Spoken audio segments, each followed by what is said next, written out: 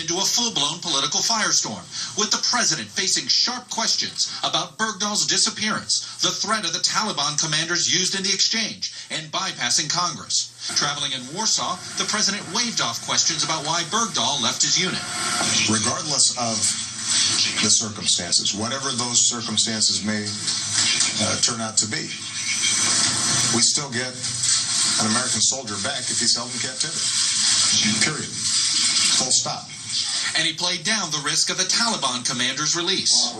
Is there the possibility of some of them trying to return to activities that are detrimental to us? Absolutely. That's been true of all the prisoners that were released from Guantanamo. Of the 600 plus that were there when I left, I would say that probably 200 should never have come to Guantanamo. But there was a hardcore group of guys down there that, as far as I'm concerned, both as a military guy and as an American citizen, should never ever see the light of freedom again. But the military is concerned about releasing the wrong men. They say that of the 520 detainees who've been released, 18 are confirmed to have returned to the fight, and they suspect that 43 others may have as well.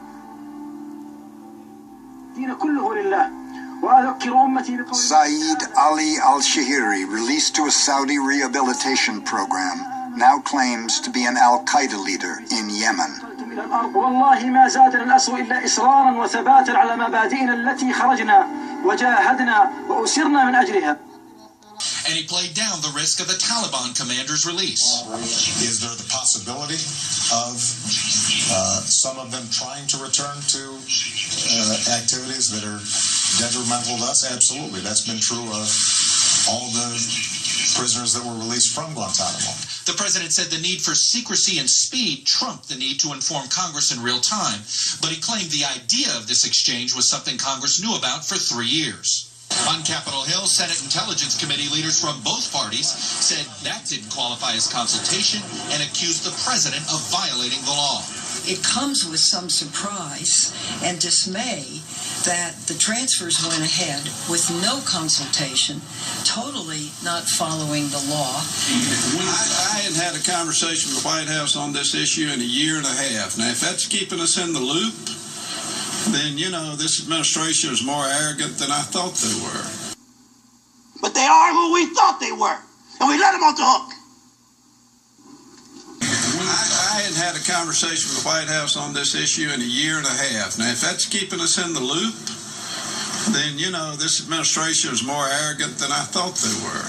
Joshua Cornelissen was a medic in Bergdahl's platoon and believes Bergdahl should be court-martialed for desertion. He willfully walked away from his job, from his duty as a United States Army soldier, and he needs to be held accountable for that. He needs to go through the due process. Desertion is considered one of the most severe charges in the military justice system. It's the heart of the matter. You have to have GIs who stay at their duty station, who don't wander off, who are there to perform duty. Otherwise, there's no way you can achieve a military mission. The Army's also set to review the circumstances behind the deaths of 6 soldiers killed in action during search operations for Bergdahl. One of those killed was Bergdahl's platoon leader, 2nd Lieutenant Darren Andrews.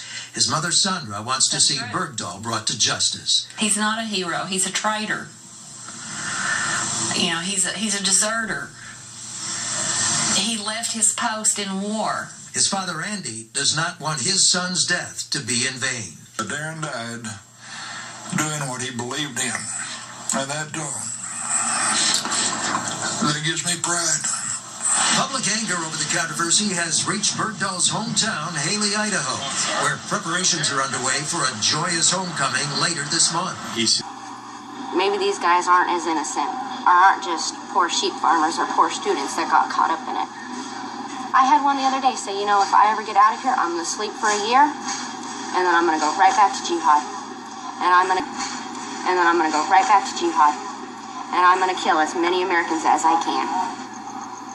You know, if I ever get out of here, I'm going to sleep for a year, and then I'm going to go right back to jihad. And I'm going to kill as many Americans as I can.